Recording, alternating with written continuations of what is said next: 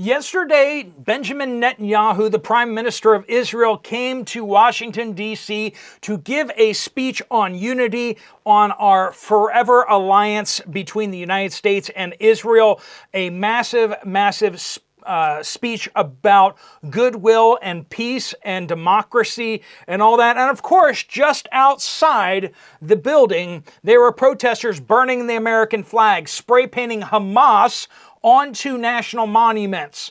Yes, lots of that happening. Palestinian flags being raised all over D.C., including Union Station. U.S. American flags being torn down. Hamas and Gaza flags being flown.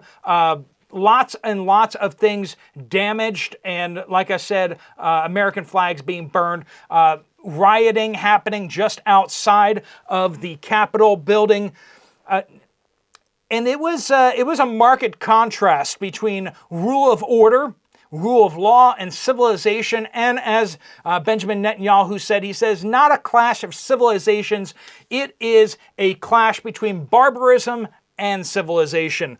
We're going to talk about kind of some of the high points of the speech from Benjamin Netanyahu, so you don't have to watch the whole thing. Fantastic speech, so you would be worth your time watching it. It was uplifting and challenging, but it was also laying the groundwork for the invasion of southern Lebanon. So without further ado, let's jump into it. Welcome to the Poplar Report. I'm Steve Poplar. I'm an accountant by trade, and we cover things here that the mainstream media either shuffles under the rug or they cover things at such a heavy-handed bias it's hard to watch, right? Thank you so much for all your reports that you guys are sending in, and we'll keep you as up-to-date as possible. So there was, before things got going, there was a joint press conference with the Speaker of the House, Speaker Johnson, talking about particularly the hostages, U.S. hostages in Gaza. And that's one point I think we keep overlooking, is the fact that there are still U.S. hostages being held by Hamas. President Biden has not secured their release, has not made the priority of securing their release a high priority. He has continued to give aid and resources to Hamas, while at the same time they're holding U.S. hostages. And that is absolutely upsetting and just ridiculous, honestly. And just what we saw, AOC was leading the rioters outside the building. Before things got going, there was a whole group of them that broke into the Capitol building, took over the rotunda, and they were led off in handcuffs for protesting within the building. Now, they were trying to disrupt the official proceedings of Congress, such as listening to Benjamin Netanyahu speak about where is all of our money going, right? I mean, we are sending a whole bunch of money and resources over there. Is there justification for that? And addressing the elephant in the room, which is the war crimes accusations by the International Criminal Court. I mean, this is kind of important. If we're being an ally and a partner with Israel and they're committing war crimes, that's a serious problem.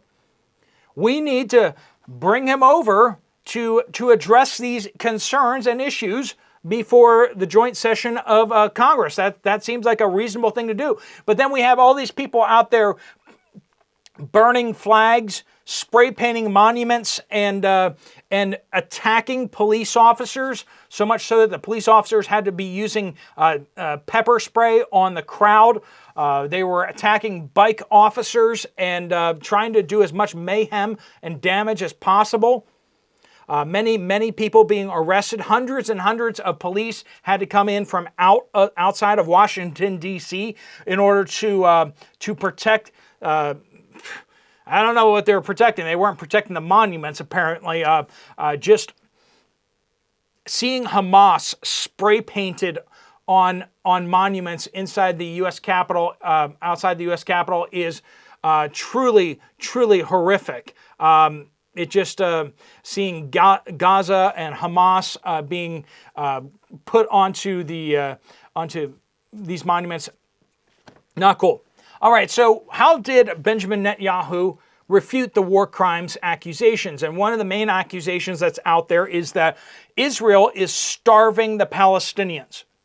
And as he brought out the numbers that since the invasion of Gaza, Israel has been providing 3,000 calories per day per person in Gaza that they have been trucking in, partnering with other aid organizations, but there has been over 3,000 calories per person going into Gaza since the invasion. As he put it, he says, why are people starving? Because Hamas is stealing the food.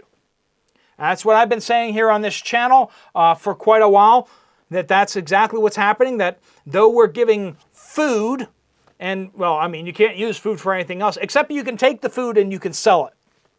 You can sell the food, and then you can buy weapons with it. You can buy other things with it. You have currency now. You can then sell it. You can buy things with it, right? And it is in Hamas's best interest for the Palestinians to be starving so that they can then make that accusation against Israel.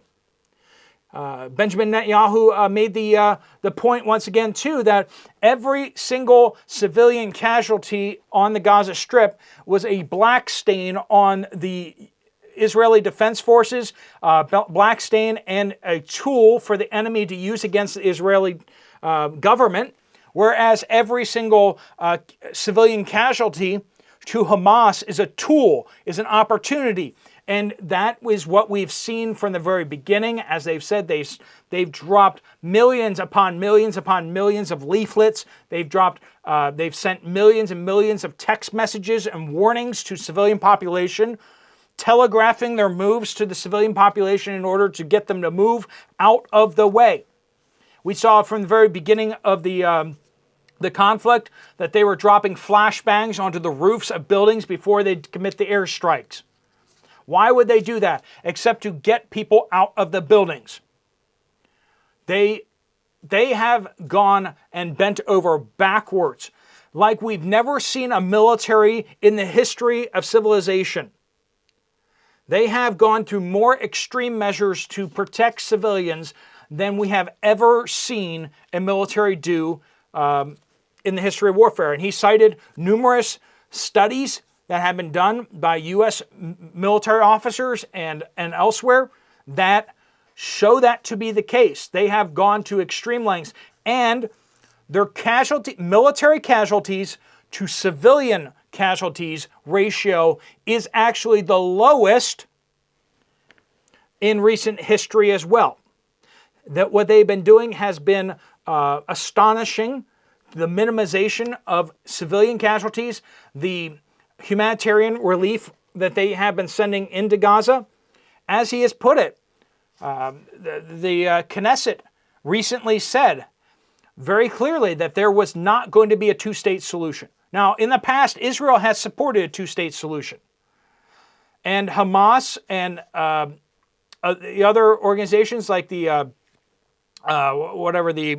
Arafat, I forget what he was, those guys, they out and out rejected the two-state solution. They rejected independence because they did not want it based on any terms, because they knew that they would have more leverage against Israel if they were still technically a part of Israel.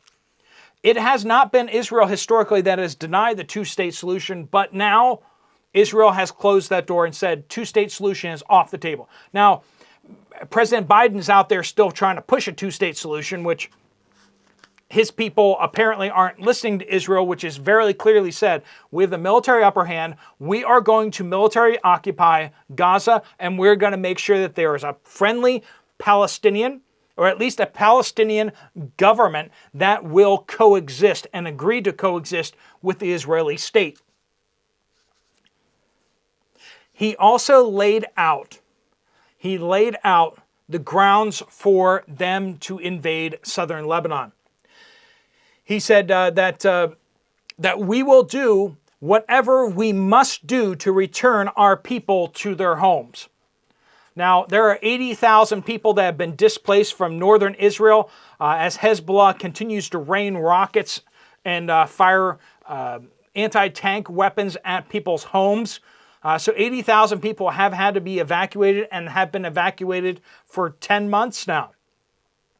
which is intolerable for any other country in the world. Can you imagine if we had a town of 80,000 people evacuated along the Mexican border because the Mexican army was firing rockets into those houses and destroying those houses? I think we would all have a serious problem with that. And everyone in the world would understand us invading Mexico to take care of that problem, to create a buffer area between Mexico and the United States, and that is exactly what Israel is going to do. They've telegraphed it, and it's very clear. The United States is like, please don't do that, but Israel has said very clearly that they will do what they must do to return people to their homes and to make people safe. And that means they are going to move into southern Lebanon and create a buffer zone that is demilitarized, and that they will not permit Hezbollah with their missiles and everything like that to move into that area.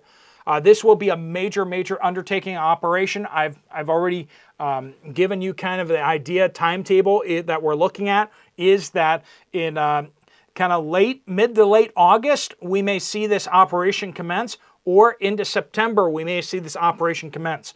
But we are seeing them wrapping up things down in the south against Hamas, and they are starting to transfer troops and weapons up to the north. You're going to be seeing more about this in the coming days, in the coming weeks. We are going to be seeing a major operation into southern Lebanon soon. And he was laying the groundwork for that. Now, in this speech, 80 Democrats were not present. Some of them, like AOC, were outside chanting and leading the chaos and revolution from the outside, the insurrection. We also saw President Biden did not come. And the president of the Senate, which we will call Big K, she is the second in command under President Biden, right? But we're not allowed to talk about her anymore, apparently. She was not there. Why? Because she had to give a speech to, let me read this, a sorority in Indiana. She had a speech at a sorority. Man, if you're speaking at a sorority gathering, vice president is pretty low on the totem pole, apparently. AOC even had a more important speaking engagement outside the Capitol building, leading the chaos and the flag burning and all that kind of stuff like that. She should be stripped of her seat in Congress, clearly for that, but as well as the other Democrats that were engaging in insurrection. Not saying things that the insurrectionists would use, but rather being outside with the insurrectionist. That, I mean, isn't that a different thing? Isn't that a more extreme level? Anyway, so we got the joint press conference. We had the speech from Benjamin Netanyahu. Speaking of the Forever Alliance, and that was the big thing that really shone through. Was talking about how Israel is committed to, as he put it, we help keep U.S. boots off the ground. And I think that's what really hits home more than anything else. This forever alliance between the United States and Israel, they have worked hard to develop joint weapons with the U.S. They have helped increase the capabilities of the F-35, the dependabilities of the F-35. They have, on so many different levels, they have partnered with U.S. Special Forces to increase capabilities and developing tools and weapons and tactics that the United States has employed in Afghanistan, Iraq. They provided a lot of vital intelligence quietly to the United States.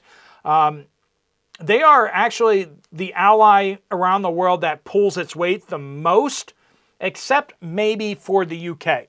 The UK maybe pulls more weight than Israel does, but they are much larger, so that makes sense.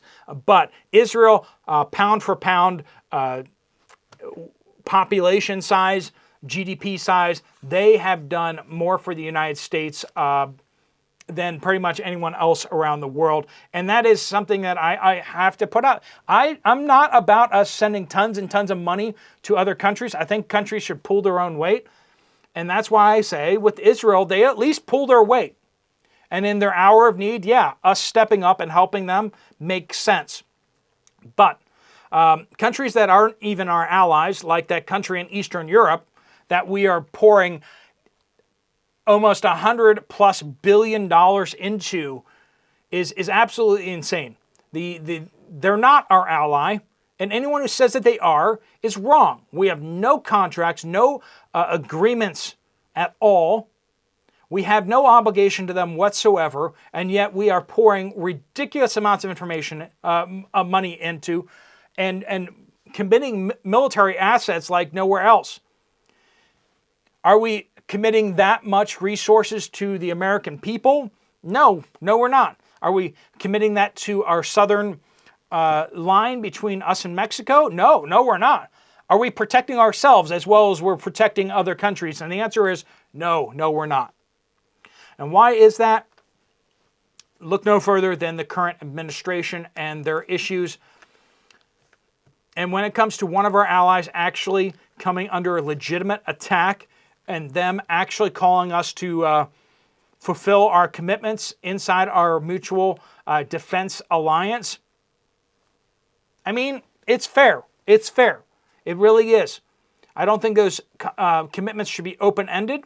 I think that they do need to answer to us, like coming to Washington, D.C. and explaining where our funding and our everything is going.